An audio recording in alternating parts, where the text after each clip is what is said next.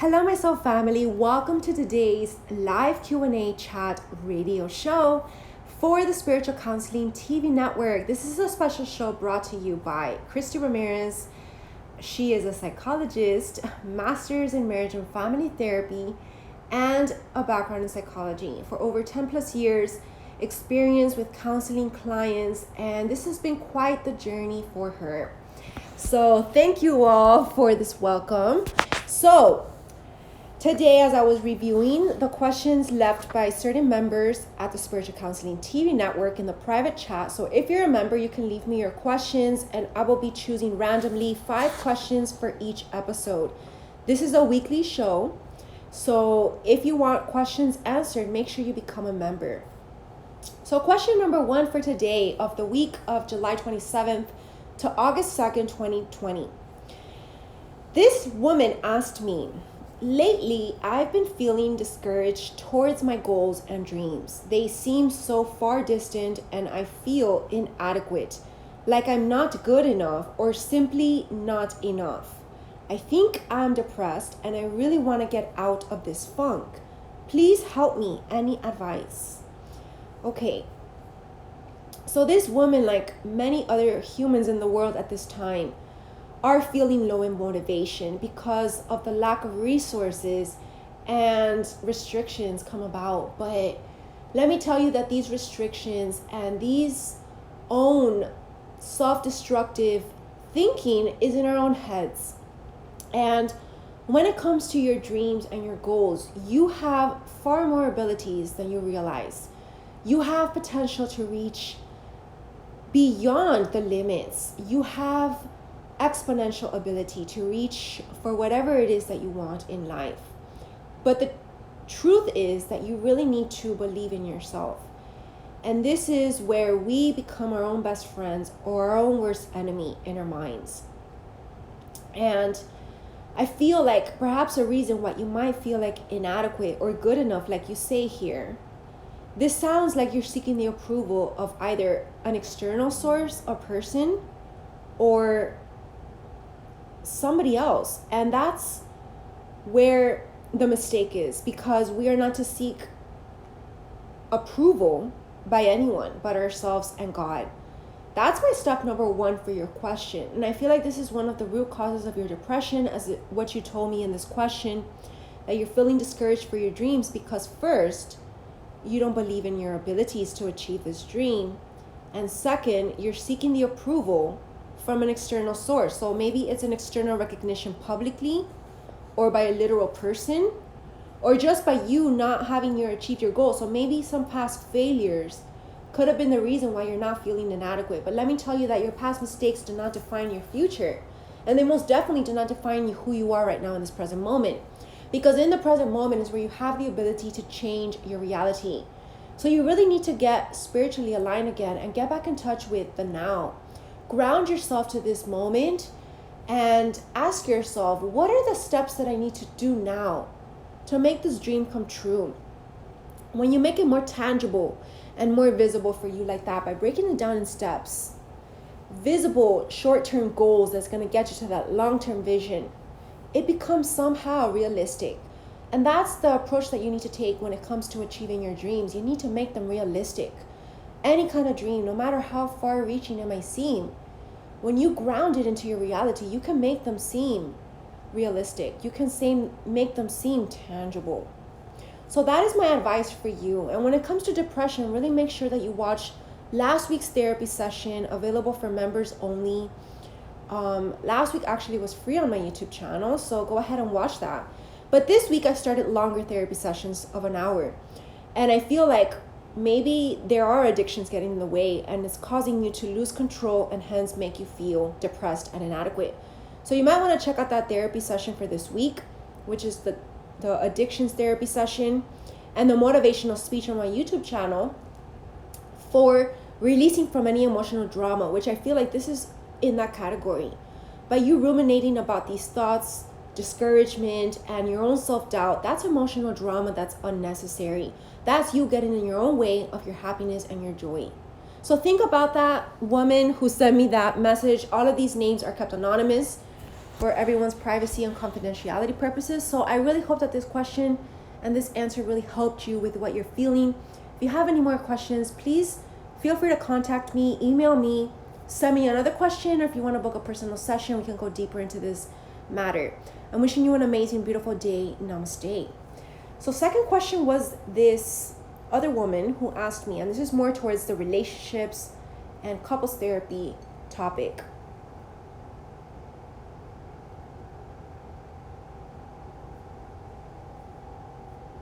Okay, this woman asked me today, I see that you've worked with couples on improving their marriage. Ever since this world crisis has begun, my partner and I, have been intolerable towards each other. Maybe we need a break? I don't want to separate, but I also don't want to keep living in this disharmony. What can I do for the long-term health of our relationship? Okay, so this is definitely a couples therapy question, a love and relationships question, which is also my expertise. And, I actually, at the beginning of this crisis in March of this year, 2020, I published a special article in my blog section. So you might want to take a look at that article because it's really going to resonate with you right now. It's entitled Healing Family Dynamics. And this also relates to relationship because your partner is obviously your family. And I already knew this was coming, right? That people were going to have some disharmony issues because of the constriction, being closed up in the same space with people and not basically having enough room for ourselves. And this, of course, more pertains to those couples out there who were not in a happy place in the first place, or any families that had any disharmony or any tensions already in place. They only got magnified. They weren't created because of this crisis. That's a false ideation and a false belief. They actually already were there in very minuscule and they only got magnetized. That's the whole purpose of these events in life. They highlight where in your life is out of balance. So if you're going through this was already there. So I know you do not want to create a separation in this relationship. But to be honest, it sounds like there was already something there from before. Because like I said, these issues don't get created all of a sudden because of a bad event in your life. This could go for anything, not just this world crisis, but it can be any kind of major life-turning event in your life. It could be a life phase transition. It could be a trauma. It could be a loss. Any kind of major event. If the partnership doesn't handle it well, it's because there wasn't a strong foundation in the first place. So my advice, if you want to help and save this long-term relationship, is that first of all, couples therapy would be really helpful to get your priorities and your visions for one another separately in line. And if these long-term visions for your future are in line, then this relationship is worth saving and has a chance of surviving. But if down the future you both have different visions for your life, then that's a key flag that you're better off for your own health's sake departing, right? Your separation. Because it's not beneficial for any of you to stay in a relationship where there's not going to be a long-term benefit of it, right?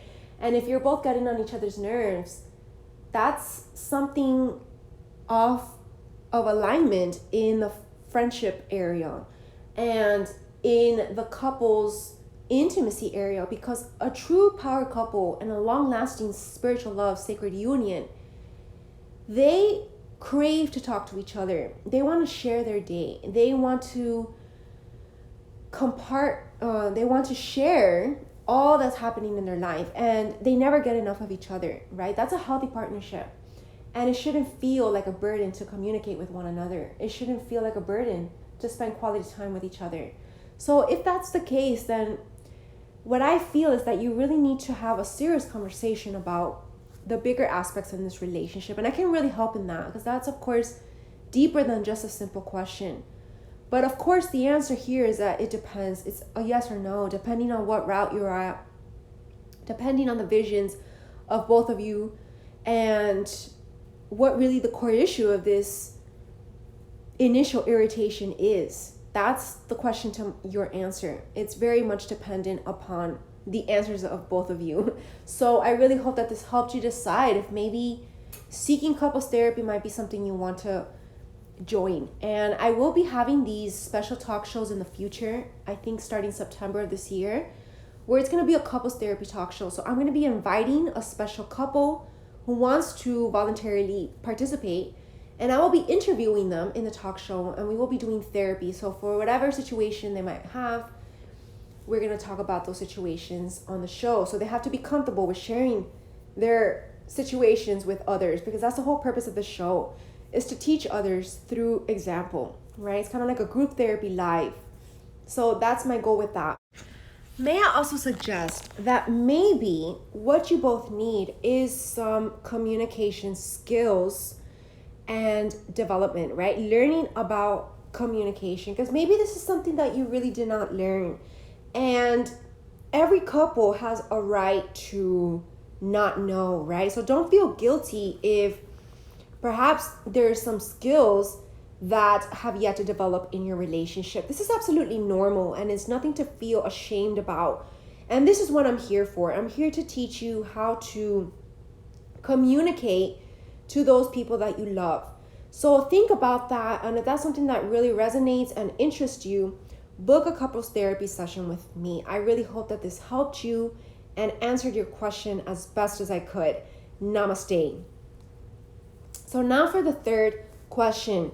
This was a mother who asked me, I am a parent of a 7-year-old child who is currently in grade school. So obviously they're on this whole virtual online school thing that has not been as successful for my child in my eyes. My child has been more unfocused than ever lately and stuck on his video games. It's been very challenging in getting my child to actually focus on his online classes, as I also have a full-time day job. Any tips for me as a parent?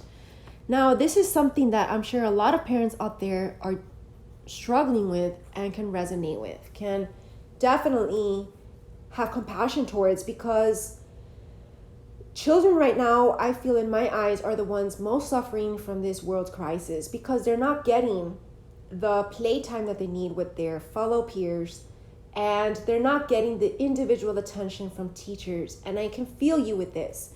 And I'm sure that you have a lot of things on your plate already, having to financially provide for your child. It's stressful, I can understand.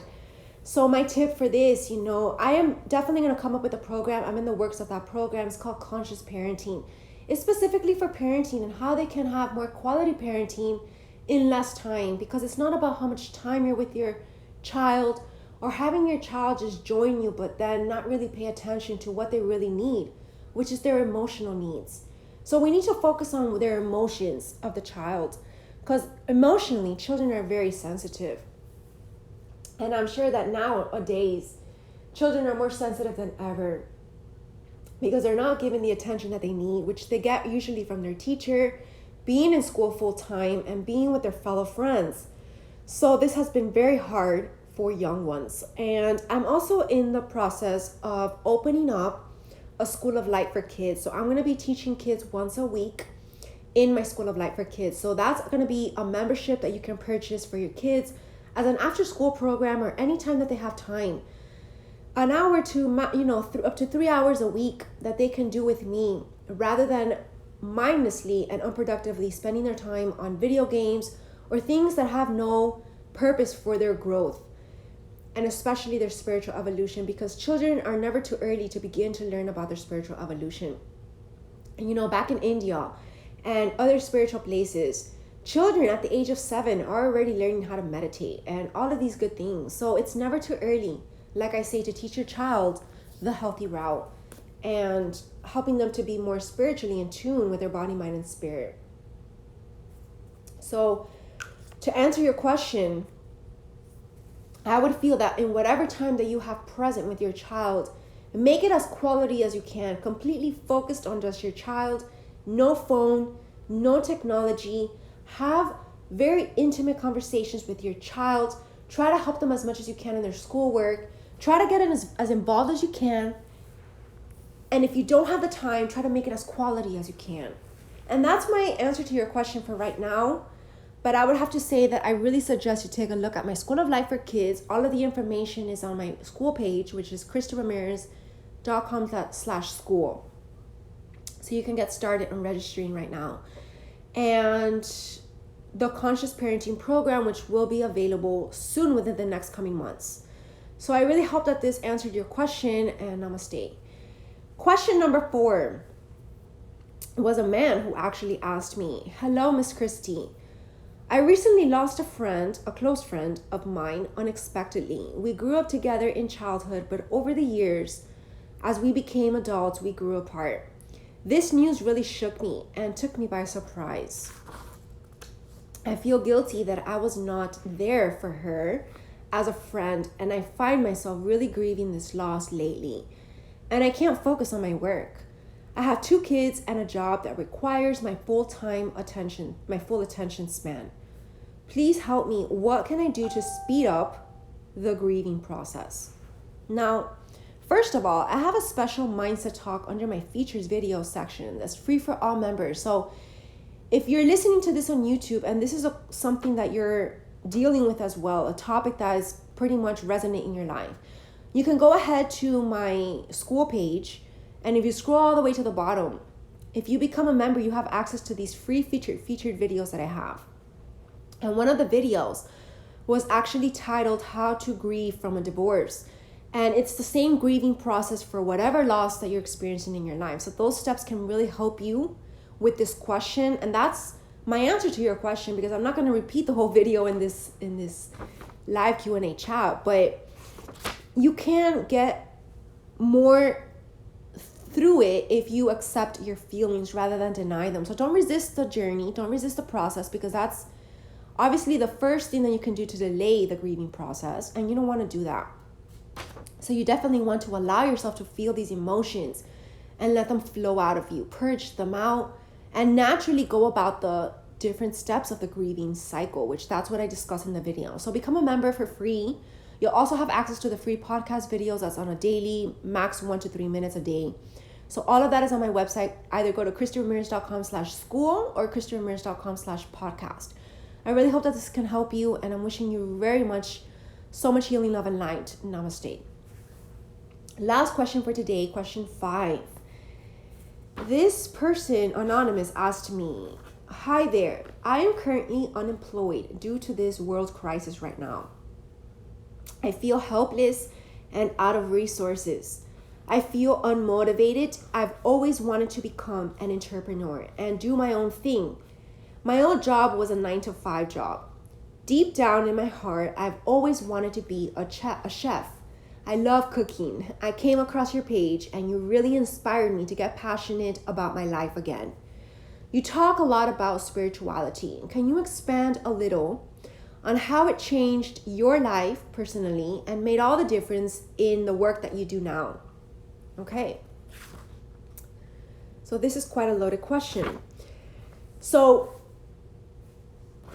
you're jobless right now, which many people in the world are right now. So my first tip today would be to see this as a blessing in disguise, because like you just admitted, you've always had a passion to be a cook. So this is your chance to go after your dreams, you see. See this as a window of opportunity. Do everything in your power to make this dream come true. Now, of course, the action is up to you, and you need to believe that you are capable of achieving this dream. So I really encourage you to go after those dreams, set your goals, make those little steps along the way to make this goal tangible, and go after it. That's my step number 1. And then the 2-part question that you asked about my spirituality, how it's changed and made the difference in the work that I do now. So most definitely it made all the difference, because spirituality has truly changed my perspective on my life, on my mission, and what I'm here to do on earth. How I approach my business, how the way I conduct myself, the way that I construct my image, basically. This is about how can I help others? How is everything that I'm putting out there being of influence to the world in a positive way? How am I being a positive role model? How am I encouraging others to reach for their dreams? This is my goals with who I am and what I do.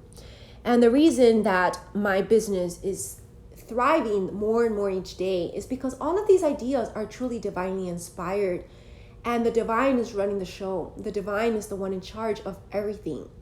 And I'm collaborating with my spirit team, with heaven. So this is not about me. This is about the world, how I can leave this legacy behind to help improve humanity over the years, over the generations. And learning more about my own spiritual journey has helped me to be able to partake in being a helper of this spiritual journey. A true light worker needs to know what they stand for.